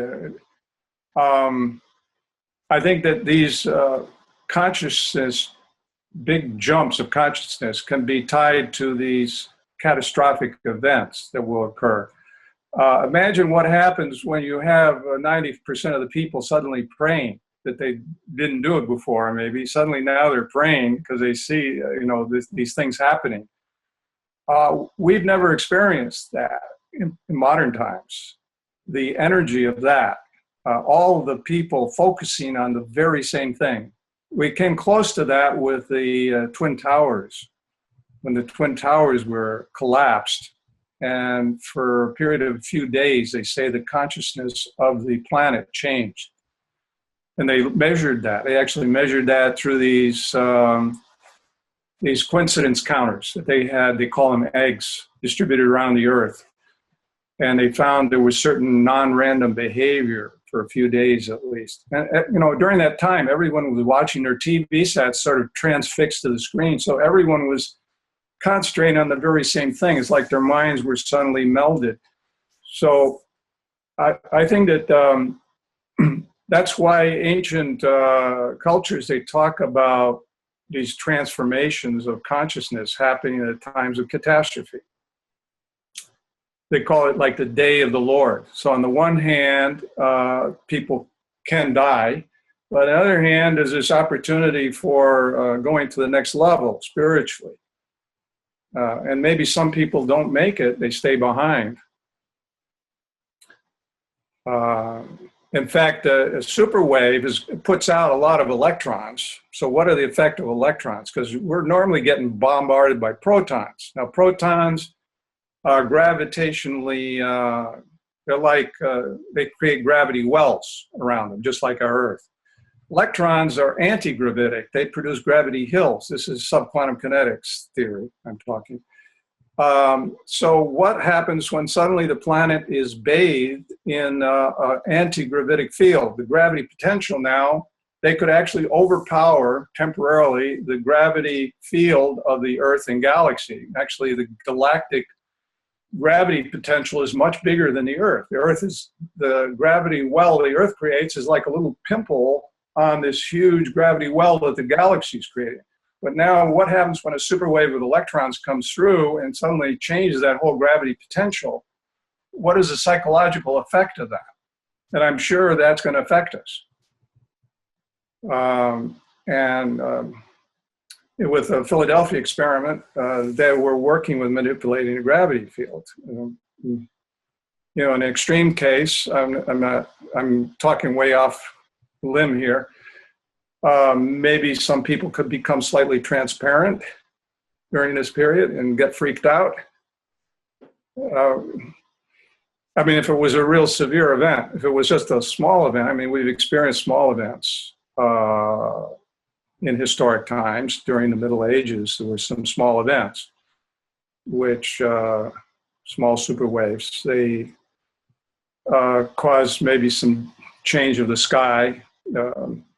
You see them evidenced in the ice record. And the one that occurred about 3,300 BC, right before the rise of Egyptian civilization. You find evidence in Peru where there was a cold snap. It was cold weather that caused the freezing of sort of hailstorms that froze vegetation in the ice. So that would have created climatic effects. You could have had going through a season where you had winter during the summer, things like that. So if we had a small event, which you're talking about people potentially becoming transparent, are we talking about that could potentially stimulate a dimensional shift of some kind or a change in the frequency of the planet as a whole? Yeah, I heard this from other people, sort of mystic type people. They say that when this occurs, this future event, that some people will start to be able to become transparent. I mean, this all sounds crazy, but maybe we should think of these new possibilities. And what the heck were they doing with the Philadelphia experiment? I write about it in my book, Secrets of Anti-Gravity Propulsion. And from what has been gathered by various researchers, it appears they were experimenting with huge pulses of electricity that caused displacement and even disappearance of wrenches and objects in the vicinity. And then they decided to apply this to try to make a boat invisible. So basically they will, and this is predicted by subquantum kinetics. When you have the subquantum kinetics theory, stuff like this starts to make sense. Look at what Hutchinson is doing up in Canada. He's making objects float, like cannonballs float, and things become sort of semi-transparent and fusing together like wood and metal. And then he takes pictures of these things. He's got a spoon embedded in a piece of aluminum. How did that happen? It's like in these fields he's generating, it creates maybe pockets of change of the gravity potential that allows these things to happen.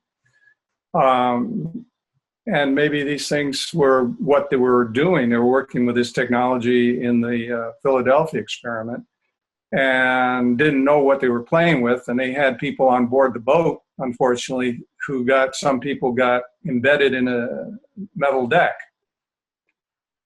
or then it affected their energetics of their body, and they went into spontaneous combustion. And you've seen some of this in the movie. You know, a lot of the stuff in the movie about the Philadelphia experiment is baloney, I believe, like this time travel part. But it seems that these things could have been possible as far as the spontaneous combustion and affecting people psychologically. Townsend Brown appears to have been involved in that, by the way. And the Navy went to such an extent that they actually forged a different documents, so that it changed his actual records. So it appeared he was not working in the Navy at that time to avoid that. But we already knew all the documents had been put out by Brown, his resumes, and reports that had of Brown's life, what he was doing at different times. He was stationed down in the Philadelphia Navy Yard for a while. He was in charge of a $50 million project, which, quote, was supposed to be for minesweeping. I don't believe that. That was a quarter of the Navy's budget at that time, World War II. They brought a whole ship of gold from England to finance it. So it must have been pretty important. And this is the kind of technology that Brown was working on. So when you put all these things together, you see that the US was into some far out technologies, and they probably got so scared about the results that they put a big secrecy clamp on this, to the point to forge records of Brown's whereabouts during that time. So this is a very similar phenomenon to what occurs during hurricanes and tornadoes, right? How objects get displaced and embedded in other ones, I mean. I haven't done too much reading on that, but I have wondered, these big circular vortices, whether they could cause some anti-gravity effects. That when you notice things lifting up off the ground, and you wonder, is that just the wind that's doing that?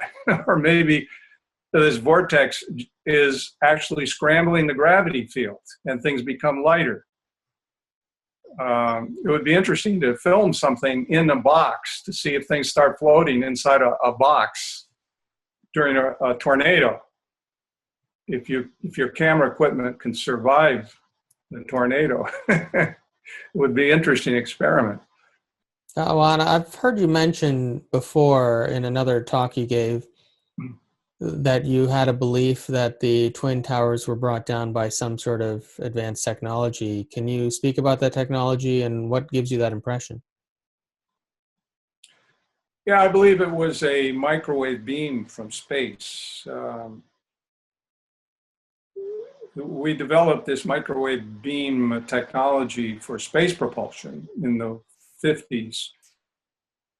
These triangular craft that have been sighted where they have these glowing circles at the corners, the three corners. I believe those are microwave beam generators. And I explain in my book, there's 2 chapters I devote just to that technology, which the technology was developed in a program called Project Skyvault. It was very super secret. It was work done at Rocketdyne. And then the technology was continued by Hughes Aircraft until they were broken apart, and then nobody knows where that went now. I heard from a friend of mine whose father worked on this technology and wouldn't say very much at all, except one night he came home and he was very excited. He drew a disc-shaped craft floating in the air. Says, "We got it to lift off." And that's all he would say. And he worked at Rocketdyne. And then I heard the story from somebody else whose boss had worked on the project and had a friend that was still working on the project. And this fellow opened up some communication, was able to get some fragmentary information. Maybe the guy felt he wasn't giving him too much, but I'm very good at reverse engineering. And I was able to explain it, how it works. It's basically microwave technology, phase conjugation technology. And basically you're able to produce a beam of microwaves. It's very intense with very little energy. And you're able to use it for propulsion purposes. It can be like you can have your craft standing on these beams. They can actually support the craft. Or you could beam it at a building. If you pick the right frequency, all that energy would get absorbed into the concrete. And what happens when you put concrete in a microwave oven? The water in it evaporates and you get dust. And that's what you were seeing in these videos. You were seeing hunks of concrete falling, and right in midair, they were pulverizing into dust. Now, nothing I know of except microwave beam would cause that. They were finding roofs of cars heating so much it was burning the paint off of them, right near the ground zero. And there was this like cookie cutter effect, and all like a wave pattern, concentric wave pattern of the effects of this. So the idea that was just terrorists, that part of it was definitely a black project. You know, they had a platform up there with this as a weapon, I believe, and they saw this as a good opportunity to test it and for all the world to know. And to know, don't mess with us, we've got this.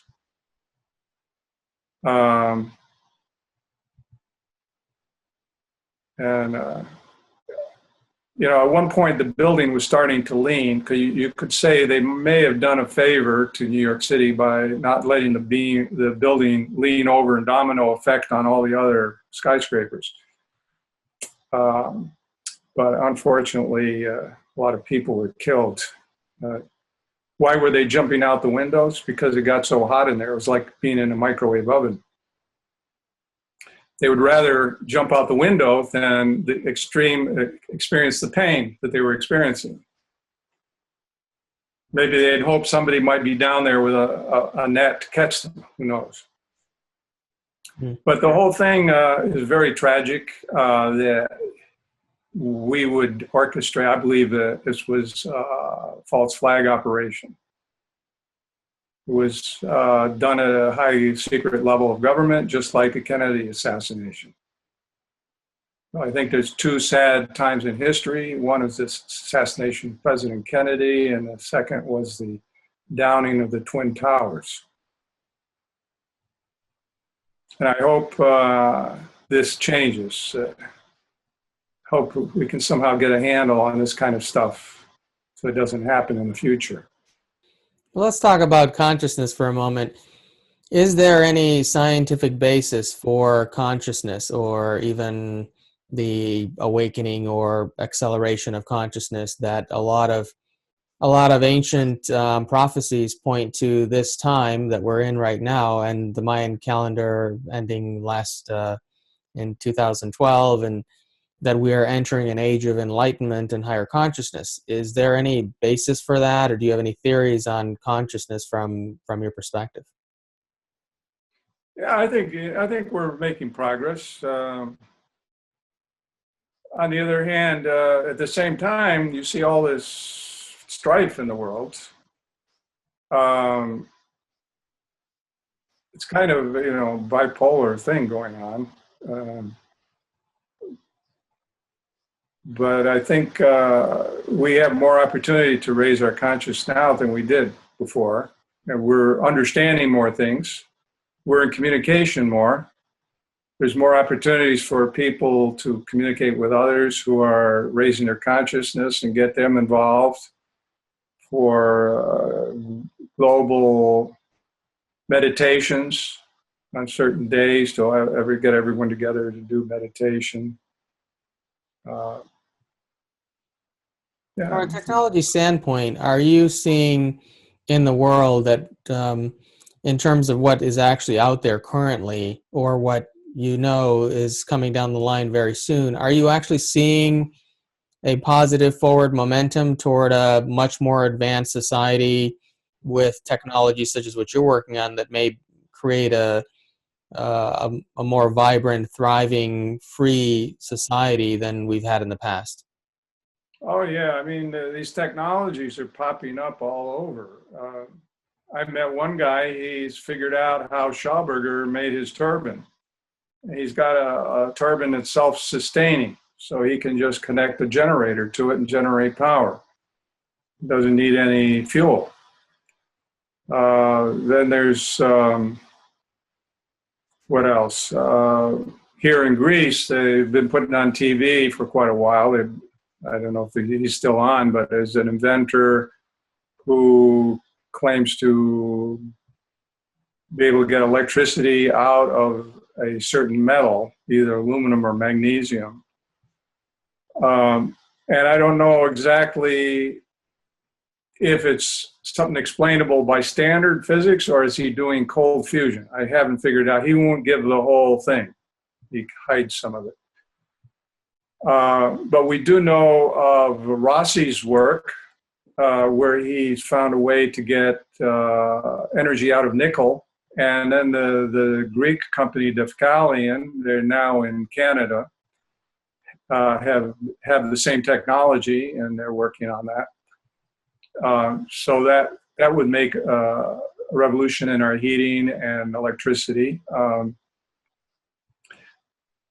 It's just a matter of time. You know, these are certain. And then there's water heaters that work on potassium, I think, sort of like what Randall Mills technology does. There's also Eccles, John Eccles in UK has a similar technology. I think he uses potassium hydroxide or something. And according to Mills' theory, he's uses the potassium is like a catalyst, and it's able to interact with the water molecule, somehow get the electron to jump down to another orbit that's below the ground potential orbit that most chemists would agree to.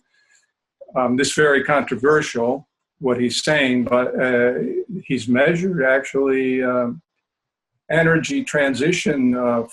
When that jump occurs, it would release a ultraviolet photon of a certain frequency, and they've done measurements, and sure enough, that's what they measure. So it looks like that's what's happening, that he's actually able to get energy out of water by the electron going to a lower energy level. And he's been working on the technology for many years. He claims he's got fairly large systems that can heat your home and generate quite a few kilowatts of electricity. Could even make some central generating stations. I just wonder why it hasn't gone to market yet. I just wonder if he is being held back by restrictions from the military or something.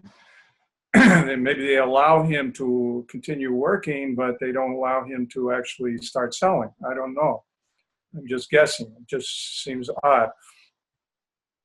The Eccles one, though, there are companies that make it. You can buy it as a home water heater. Uses like 5 to 10 times less electrical energy than an electrical heater. So has an application. You know, we hear a lot of these things coming out. These are just some things I come across. Well, I mean, that's a pretty common thing, that a lot of technologies don't quite make it out to market that could have revolutionized our society a long time ago. So what gives you confidence or belief that we're heading into a time where technologies like yours could actually, and some of the other ones you're mentioning, could actually come out to market and benefit society? Well, you have a lot of people interested in these new technologies. duplicating technologies that they hear about on the internet. So the internet really helps.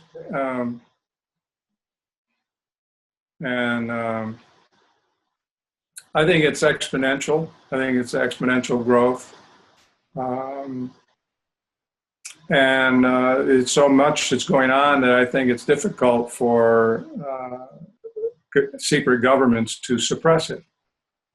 I think they recognize it's an inevitable change that's going to happen. So so it sounds like you have a certain amount of confidence that some of the ancient prophecies of this time being a period of time when we're heading into an age of higher consciousness or enlightenment or whatever, at least from the technological and scientific standpoint, it sounds like you would concur with that belief. Yeah. Mm-hmm. So tell me more about, so we talked a bit about your various projects, and I know you've written quite a few books. So maybe you could tell us about some of the different books you've written and what the subject material are. You've touched on it earlier, but maybe in a little more detail and where people can find out about them or purchase the books and learn more about your work. Okay, there's Subquantum Kinetics, which tends to be more technical. It does have equations in it. And that's one that I sell. I self-publish that. And it's also available in ebook form. I sell all my books through my website, etheric.com. But you can buy my other books also in Amazon and bookstores, because my other books are published by Inner Traditions book company. One book is called Genesis of the Cosmos, and that goes into more the science of creation that Subquantum Kinetics talks about, but explained more generally, and showing how these concepts are encoded in ancient creation myths, like the Egyptian myths of Osiris, the myths of Atum, also in the ancient Greek myths of how Zeus created the world, how Poseidon created Atlantis. In my book there, I explain how the Atlantis creation myth is actually showing how a subatomic particle is formed. In fact, Atlantis is like a blow-up of what the subatomic neutron would look like that comes into being. In fact, this has been verified with particle scattering experiments. We find that the neutron has a sort of a top hat, a rounded off center, and a wave around it. And that wave is what gives the particle its wave characteristics. So all this, it's interesting how they knew all this. Then you find the Mesopotamian creation myths have this science. Some are present in the I Ching, ancient Chinese science, and there may be more to the I Ching that I don't know of because I'm not Chinese, and I just have learned what's been written in some of the books that were translated and I read about. Then the Tarot, the Zodiac. So it goes into all of these things and gives a new view of cosmology. So that's what that book does. Then the sequel is Earth Under Fire, which goes further and takes off from the Zodiac part, where in the first book you understand that the Zodiac is encoding a physics, but now it takes it one step further and talks about how the Zodiac's actually a cryptogram, and talking about an explosion at the center of the galaxy, and giving all the evidence that's out there, evidence from the galaxy, evidence from the solar system, from Earth, and from myths all together, including sociological evidence, that all points to this having happened in the past, and that it's a recurrent cyclical phenomenon. Then I have a book on extraterrestrial communication. It's called Decoding the Message of the Pulsars. where I explain that pulsars are not really natural objects. They're beacons that have been engineered by a galactic civilization. And I explain how they do it. And it involves technology similar to what we've already developed on Earth. It's just they need to be able to travel to find a neutron star out there, and then they use the neutron star as an energy source to create these beam signals, which they can beam in any direction, depending on how they engineer it. And the way I realized that these were artificial was that first of all, pulsar signals are so unusual, they have not been explained by any of the pulsar astronomers yet. They have no coherent theory. It's just far out what they're finding. And that's exactly what you want to do if you were trying to communicate. You want to make it look very unnatural, and that's exactly what's being done. But also, certain of the more unusual pulsars are specifically sited at certain key locations in the galaxy that make geometric relationships. For example, one pulsar is nearly the fastest pulsar in the sky, and it's marking a position 1 radian, exactly 1 radian from the center of our galaxy, which is a concept, a geometrical concept that you want to communicate in a message.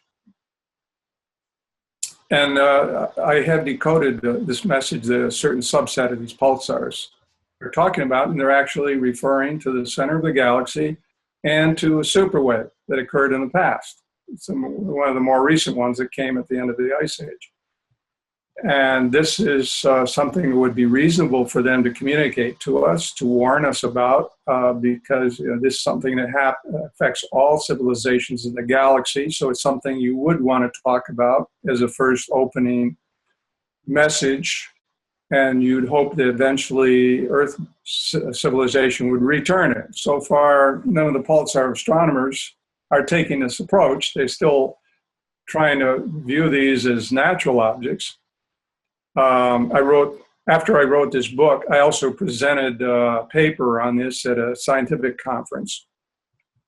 And a lot of the astronomers there were open to the idea. But finally, I decided I should publish a paper in a refereed journal. So finally, because I found some astronomers and people proposing theories on extraterrestrial communication were stealing some of my ideas, and didn't feel they were obligated to give me to reference my book.